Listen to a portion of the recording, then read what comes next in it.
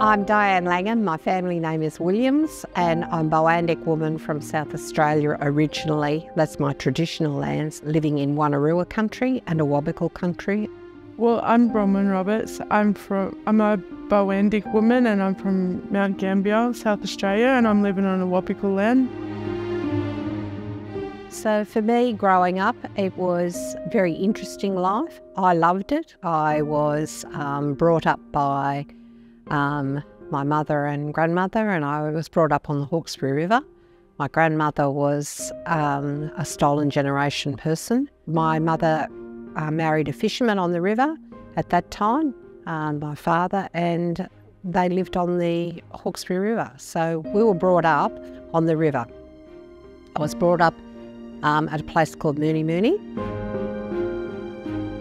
My father being a fisherman, we did a lot of fishing, and our bush tucker was fish, prawns, oysters, lobsters, and Gran knew all the plants that you could eat and all of the things that you could do with them. So we did a lot of eating of different things that were in the bush.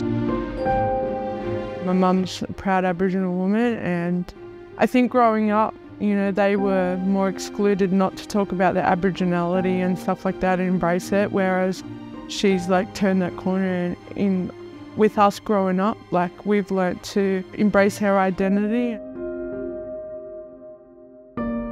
We were being constantly monitored by the protection board.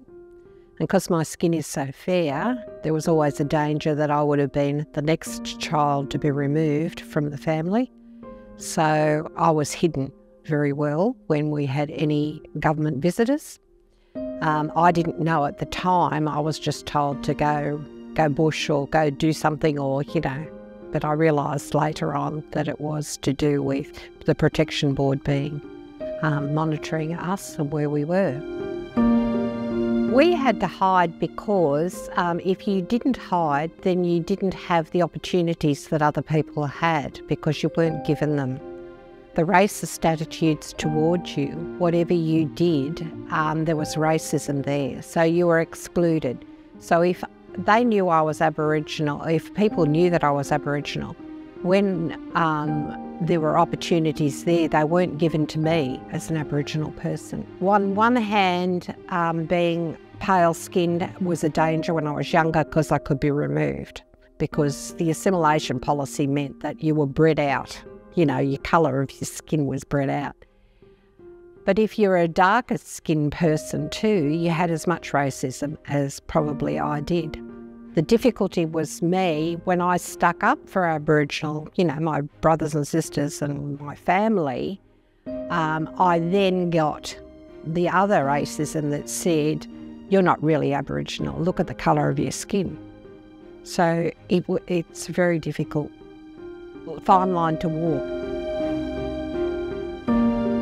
My grandmother came and wasn't allowed to go to high school. She always wanted an education. The most important thing was that the only way that we're going to make change in society is to have an education. So she encouraged us to be educated. I went right through school and did teacher training. When I picked up my Teachers College scholarship, because I was Aboriginal, I wasn't allowed to take it. So I then had to go to the Governor of New South Wales to then have that allowed. But because of my skin, I never ever told people that I was Aboriginal, because I was always fearful that somebody would make some sort of complaint about the fact that I was doing it. So I went right through school. And because you've got to remember, in 1972, the Teacher Services Act could exclude any Aboriginal person or Aboriginal children from going to school just because they were Aboriginal. We can pretty much do a lot of things and that they couldn't, so we're readily available to go into schools, whereas they weren't allowed in public pools and stuff like that, where we are. There's a lot of things that held them back and they weren't allowed to do and be educated about, whereas we have that. We have more access. I would like to be acknowledged as a First Nations person. I think Australia needs to know 60,000 years of history and own it and be part of it. At the moment, we're still in a colonial mindset where we have the governments and people of Australia not embracing the history that we have. And it's a rich history, and it's a rich history that everybody can share. I think Australia has to be educated on what's happened with Aboriginal people. I think we need to embrace it, not be fearful of it, but understand what has happened here. With Aboriginal people, you'll understand what the land is all about, what our spirituality is all about, and we can all embrace that together. NAIDOC is a time when we can all gather together. We can march together and be proud of who we are and what we are. And we can meet with families. We all get together. We all meet people we haven't seen for a long time. It's a week of ceremony. It's a week of gathering together. It's a week of celebrating everything that happens that is Aboriginal. I love it. I think we do have a long way to go, and NAIDOC brings us together, and I hope it does, because what NAIDOC does is when we march, a lot of people come up and question why we're marching about and what Aboriginal people are all about, and they ask as if it's in past tense of what happened with Aboriginal people, but you know, it's in this lifetime. There still is a little bit of racism. I actually got asked the other day if I was Aussie or Aboriginal, so.